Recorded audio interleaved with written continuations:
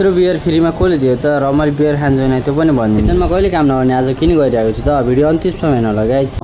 आजको दिन चाहिँ ढिला उठेको कारण चाहिँ करी हल्लाउनबाट सुरु हुन्छ, मतलब चाउमिन पकाउनबाट सुरु हुन्छ। पनि राम्रोसँग धोएको थिएन, चाउमिन पनि थोत्रै हाल्दै। अहिले चाहिँ म मुख चाहिँ धोएर आइसकेको छु, जो कि देख्न सक्नुहुन्छ कालो होइन यो अर्ना बियर कसले ल्याइदियो भनेर सोचिरहेको उहाँहरूले दिनुभएको रहेछ। उहाँ चाहिँ अर्ना डिलरको स्टाफ किन ढिला गर्ने भनेर मैले चाहिँ अनबक्सिङ गरिदिनुलाई पुरामा ढिला गर्नु हुँदैन भनेर मैले झ्यापझुप गरिदिनुलाई चाहिँ अर्ना डिलरले गिफ्ट दिएको, मलाई मात्र होइन सबैलाई दिन्छ। मेरो मतलब रेस्टुरेन्ट, बार, होटल, कोल्ड स्टोर जसले बेच्छ त्यतिले पाउँछ। मलाई धेरैले सोध्नु भएको थियो हजुरले बियर खानुहुन्छ कि न भनेर, सबैको कमेन्टको रिप्लाई दिन नसकेको कारणले भिडियो मार्फत दिँदैछु। मैले चाहिँ बियर वर्षको 1-2 चोटि खान्छु, त्यही पनि दसैँ तिहारमा। त्यसपछि मैले बियरलाई एकदमै मिलाएर राखिदिएँ, कसैलाई फ्रिजमा राखिदिएँ त कसैलाई यहाँ माथि राखिदिएँ। त्यसपछि चाउमिन र सेकको अर्डर आएर म चाउमिन पकाउनलाई म हुन्छ सेकुवा। बाबा बाहिर जानुभएको कारणले कुक चाहिँ मैले गरिरहेको छु। फाइनली हाम्रो यता चाहिँ सेकुवा र चाउमिन चाहिँ रेडी भइसकेको थियो, जो कि देख्न सक्नुहुन्छ चाउमिन चाहिँ मैले बनाएको।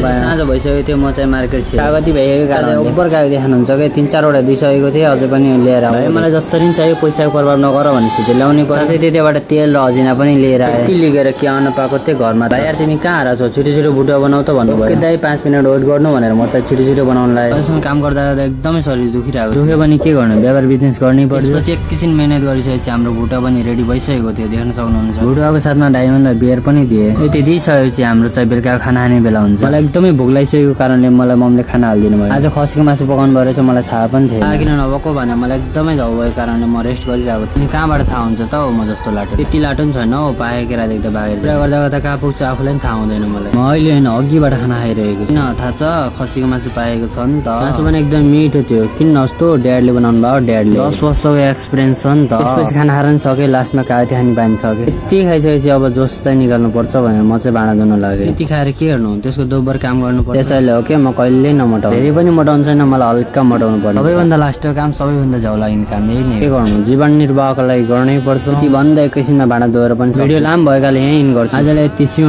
Next video and by.